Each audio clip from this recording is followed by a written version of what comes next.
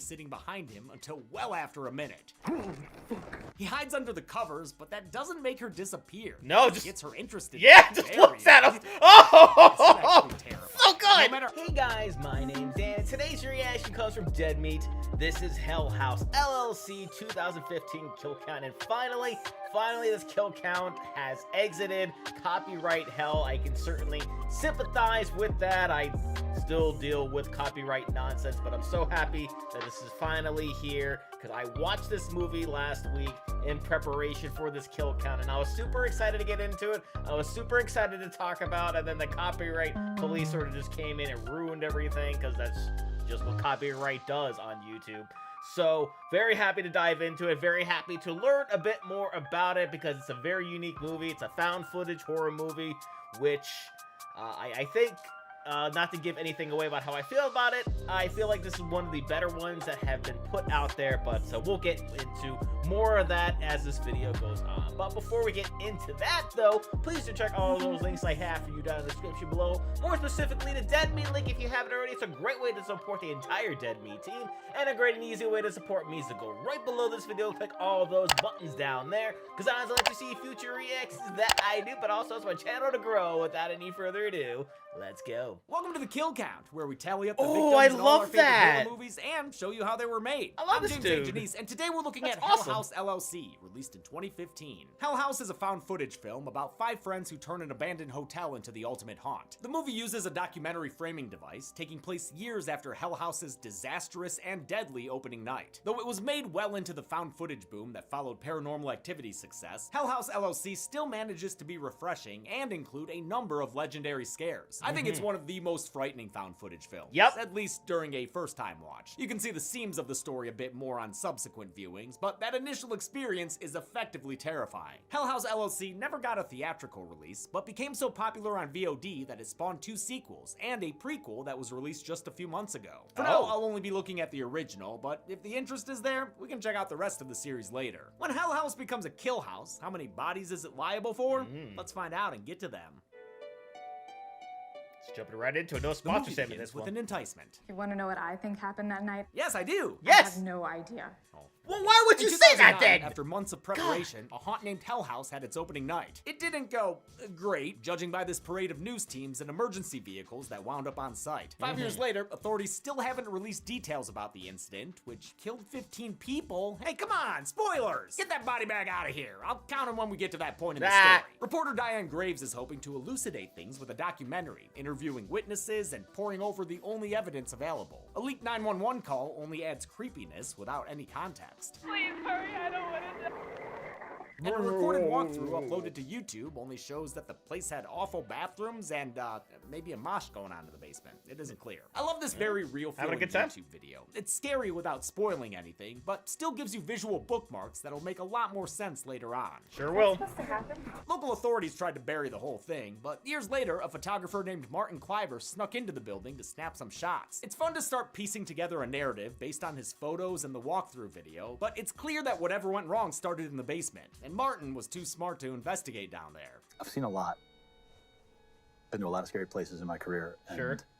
there was no way I was going down those stairs. I don't blame you, dude. These pictures alone are enough to creep me out. Yeah, Diane's documentary sure are. gets a breakthrough when they're contacted by Sarah Havel, the sole survivor of the team that put the haunt together. No one has seen her since the incident, but she's here now with a bunch of footage that has never been seen before. Everything that went on in the house was taped. Diane has one of her crew members start going through the tapes, and their footage will make up the bulk of the film. We meet the 5 members of Hell House LLC 46 days before the grand opening and closing of their haunt. They're led by the fearless and maybe negligent Alex, who decided that their haunt this year will take place in an abandoned hotel. He's excited about the place's authenticity, but the others are concerned about logistics, since they only have 7 weeks and this place is basically a teardown. Especially pissed is Mac, Alex's childhood friend and co-founder of Hell House LLC. Joining them is Tony, their tech guy, and Paul, who mostly stays behind the camera as they film their setup process. Alex's girlfriend Sarah is also there, and she's shown to be much livelier and more playful than the nervous wreck getting interviewed in the present. This Oh, team yeah, has been very doing much so. haunts in The New York 180. City for years, but last year's venture in Queens had some complications. Hey,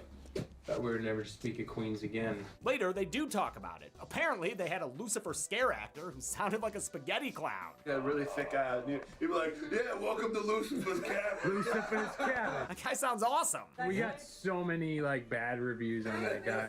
People don't know quality. Seeking something new, Alex found the abandoned Hotel Abaddon in rural upstate New York. When you get that beautiful fall feeling, you just can't get that in the city. If the hotel's name sounds familiar, it's because Abaddon is a biblical term and can refer to either an angel of the abyss or a place of destruction. Or if Yeah, you're me, perfect. you'll recognize it as the surname of Lance Reddick's character in Lost, R.I.P. Oh, it could also be that really cool wrestler in AEW. Hotel I was Abaddon just about to bring her up. She's fantastic. is not only a structural hazard, it's also probably haunted. Did you see that? If not, don't worry. The movie rewinds and freeze frames for you.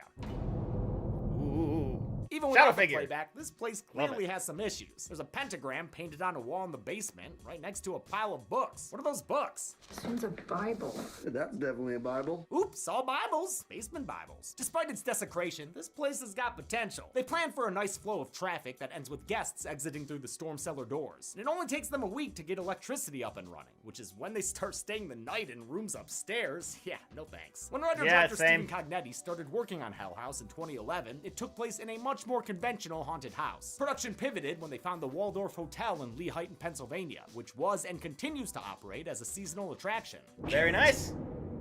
Ready to feel pure, real fear. Angie Moyer, creator of the Real Life Haunt, joined production as set designer, helping them dress the place as needed, Oh, even though it was very nice. plenty creepy all on its own.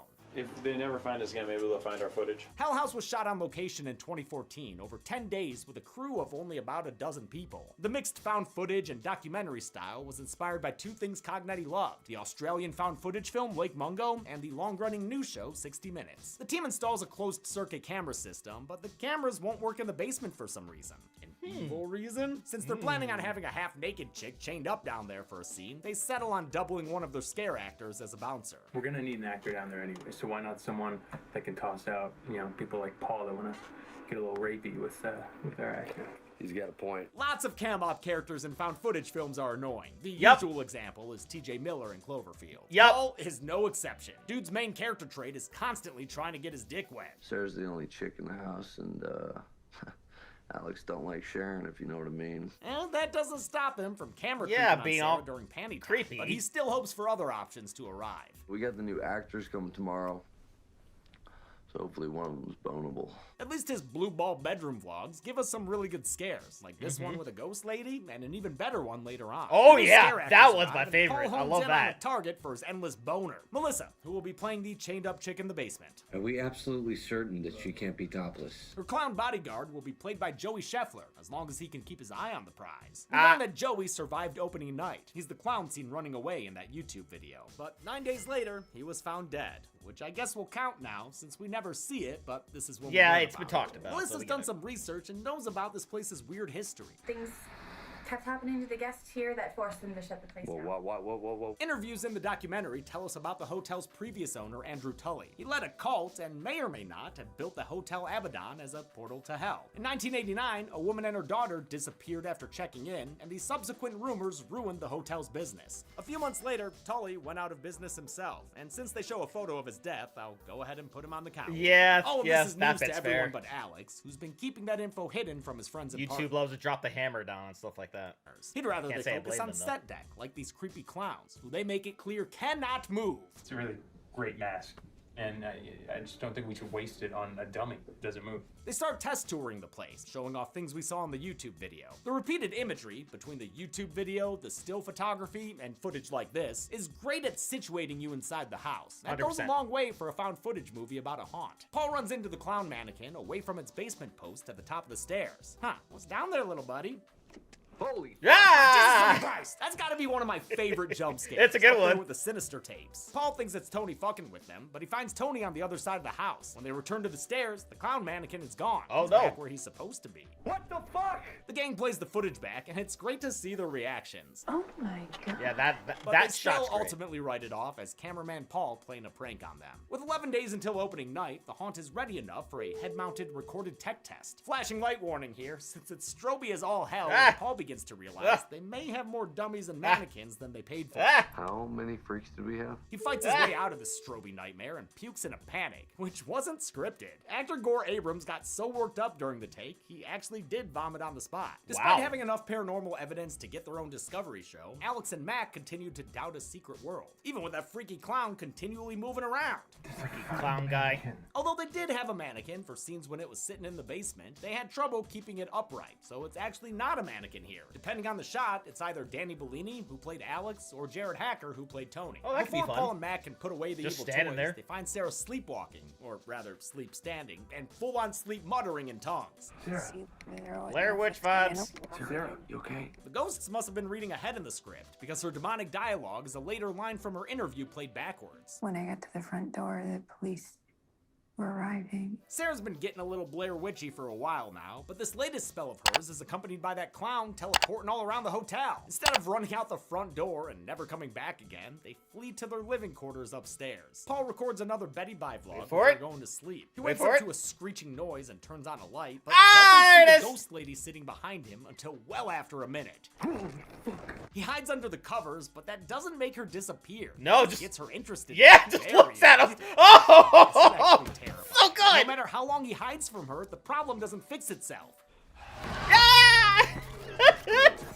I think What the a scene is scare. terrifying, and an alternate version is just as scary, since it uses that goddamn clown instead of a ghost lady. Maybe they God. had to reshoot it because of Paul's gross loogie waterfall. Ugh. What the fuck, dude? I don't Paul know. disappears overnight, and things are concerning when they give him a call. Ow. That's not how he usually screams when he answers the phone. Yeah, With that's- Paul gone, that's very Tony's promoted strange. from B unit to lead cam op. He and Matt go on a wild Paul chase, following noises into the world's creepiest basement. The clowns down there seem to turn their heads to look at them, even though earlier they stressed that they can't move. This dummy, his head doesn't move, so they all have to be facing in the same direction. Hell House's creepy clown mannequin was an instant hit with fans, and would go on to become a staple of the series. According to producer Joe Bandelli, that was never the intention. The mannequin was just another prop. Happy Clown was accident. never meant to be the one of the bigger characters, but it just took on a life of its own. They find Paul against another wall, chilling in his socks and not saying a word. It leaves Tony terrified and wanting to cancel the haunt the night before it opens. When Alex refuses, Tony quits, but is convinced to come back by Mac in a nice magic hour shot. He tells him a secret about Alex that we don't hear. You don't understand everything, all right? That clown mannequin is like a chill dude once you get to know him. The movie Yeah, never totally. fully reveals what Mac said to Tony, and even Alex's actor Danny Bellini was never clued in on his secret. I find that frustrating and kind of a loose end. Whatever it Yeah, was, it's a little it's weird. good enough to inspire a Survivor-style confessional from Tony, who's back in the game. Maybe it has something to do with Hell House LLC's troubling finances that are hinted at. Yeah, well, Alex didn't want to spend any money on moving props this year, so we're stuck with this one right here. But I don't see why that would be enough to bring Tony back after all of, this. On opening night, they have a staff meeting that Paul sleeps through. I would not want to be back in that bed, my man. But I guess it's better than being in that basement like Melissa, whose chains only have a single key that they give to Joey the Clowncer. Just setting yourselves up for success, huh, guys? Yeah, Whatever, totally. though. The line outside is long and Hell House is ready to go. Open the doors! That leads us right back to the beginning as we see the original YouTube upload again. It's easy to lose him in all the footage, but the paying customer behind that particular camera is director Stephen Cognetti himself. Look back at me and say, I think we're next. I think we're next. It's exciting. The elaborate tour sequence involved 100 extras and required a lot of piecemeal coverage, even though it convincingly plays like real time. Take one. Well, wait till we call action, guys. Almost immediately, shit gets unreal. Sarah says she saw Paul milling about, and in the basement, cloaked figures suddenly appear. They ain't on Hell House payroll, but they about to be all over Melissa's soul. Recovered guest footage shows the moment Joey runs away with the only key, leaving Melissa chained up and screaming.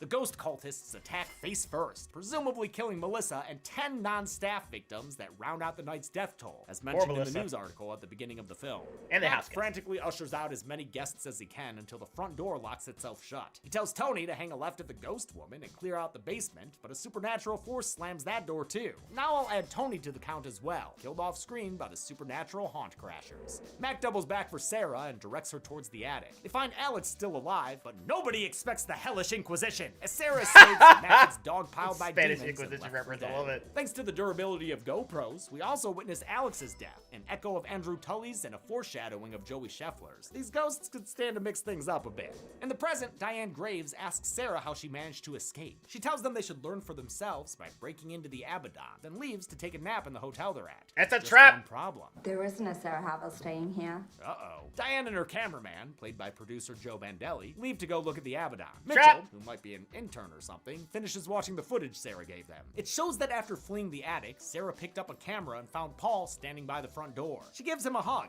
finally giving him physical contact with a woman, but he repays the favor by pummeling her with an extreme close-up until the Dark Forces call cut. She's dragged away, and I'm assuming isn't included in the newspaper's tally of 15. After all, if her death was known and publicized, I feel like it might have been mentioned by Diane Graves. Yeah. That just leaves Paul to fulfill a kill prophesized in the framing device. So you said the first body they came across was one of the Hell House members. He couldn't say which one. Paul is killed by a piece of glass thanks to the evil spirits haunting the hotel. It's done off screen, but he slides into frame to show us the aftermath. Diane doesn't know about these final deaths, so she has no problem barging into the abandoned hotel. Upstairs is a room with the same number Sarah told them to find her in. And even though we just saw her killed in footage from 5 years ago, they find her sitting on the bed, looking alive and well. Well, never mind. This Not ghostly so twist much. was cheekily foreshadowed way earlier during Sarah's interview. I'm in a better place now. The movie ends with the door slamming shut on Diane and her cam op, and the Cloak fan club going to town on them like room service. Bye-bye. How many people chickened out of life thanks to Hell House's scares? Let's find out and get to the numbers. Oh, there was something in the background! Oh no! James! Get away, James! 20 people died in Hell House LLC. Of those, 10 were men, 7 were women, and 3 were unknown remainders based on a number in a news report. That gives us this pie chart, which has never been seen before, although 9 other kill counts have featured 20 deaths, just with different distributions. With a runtime of 91 minutes, Hell House had a kill on average every 4.55 minutes. I'll give the Golden Chainsaw for coolest kill to Melissa and the guests. It's rare for an off-screen kill to get this award, but I think everything leading up to it was scary enough to make it the most memorable. Interestingly, the director's cut shows Melissa's kill much more explicitly. Her body is shown slipping into a hole straight to hell, which they accomplished using a green screen and simple comping. Cool stuff, but I think the ambiguous final version works just as well. Yeah, Almost ready for lamest kill will go to Tony, even though his death was kind of the same thing. I just think that as a main character, he should have gotten something unique and on-screen. Yeah, and that's it. Hell House LLC came out on VOD in 2015 and has become a cult favorite. Next week, we move from Haunt to High Rise as I look at Evil Dead Rise. But until then, I'm James A. Janice. Looking forward to that. This has been the Kill Count. Hey everyone, thanks a lot for watching this Kill Count on Hell House LLC. I hope you all had a happy new year and are off to a good start with 2024. I know last week was the first Kill Count of the new year, but you know, it's still got that fresh new year feel to it, right? You're still trying to stick to those resolutions. You're still marking down stuff that you're trying to keep track of. At least I know I am. I hope. I say that as I film this like mid-December. If your resolution is to see more cute dogs, here you go. I'm helping out. Right, Molly? Hey, Molly! You're so fucking cute. You are painfully cute. You hurt me with how cute you are, and you don't even know. Molly wants to remind you that every Monday morning I do a little live stream on the channel. He Go does. over horror news from the previous week and tell you updates about Dead Meat. That's every Monday live at 9 a.m. Pacific, 12 noon Eastern. Check it out, they're a lot of fun. Molly and I would also like to thank some patrons like Dominique Dominguez, Jaden and Maggie, Nick Millhauser, PJ, like Pajamas, Sammy Dorman, Ty Bateman, Andrew Fouts, Brad Ray, Keegan Cole, and Leighton Goodall. Thanks everyone. Be good people. Aw, always love seeing Molly. She's always an absolute treat to see. And I always love to check out that video, those live streams, because I always get to see not only horror news, but get to see like what the future kill counts are going to be, so I can watch these further in advance. That's what I wish would happen more with the pitch meetings, but you don't really know about those until like it actually comes out day of. But as far as this one is concerned, I thoroughly enjoyed this. Just the style of everything, going from documentary to found footage to real-time stuff. They did it so seamlessly well. Everything made sense. All the scares were just freaking brilliant. Like, again, my favorite scare My favorite scares are when, like, you see something and nothing's there, and then, like, a second later they turn this way, and then they look back, like, oh, well, there's something there, and then, you know, it was getting closer, and it's getting closer. It was so perfect. It was so well done. The kills were fantastic. I haven't seen any of the sequels. Kind of curious to check those out. I'm not really quite sure from a story perspective how they continue things from where they were with this movie into the second movie, but that is definitely a story for another day. But that will do it for me here. Comment down below. Let me know, what did you think about Hell House LLC? Please leave a like if you enjoyed. Please check all those links I have for you down in the description below. And lastly, and most importantly, I want to give a huge shout out to all my $5 and up supporters on Patreon. Cruising, Wolverine 310, Jordan Bird, Kester Crotich, Amber K, Raymond Bright, Joshy, Chris Curtis, Haley Machinardi, Ann Perry, Larka, Vox Cacophony, Leo Harris, Morgan Page, Ania Silva, and Martin Tang Christensen. And I'll see you guys next time.